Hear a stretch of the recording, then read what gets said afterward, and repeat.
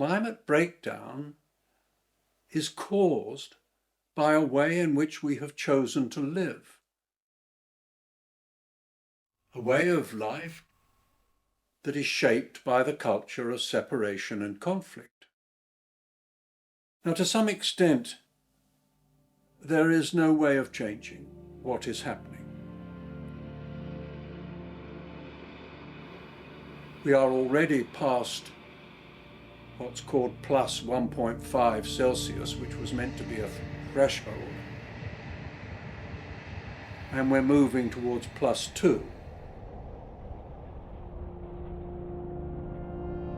We will not be able to hold that. It will move beyond plus 2.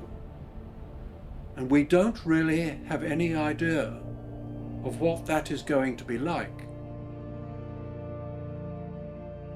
But we can say this, that given that it will cause much disruption and catastrophe, the quality that is going to be needed to cope with that catastrophe, we need to learn to love in order to transform our way of being into a form which is aligned with the needs of nature.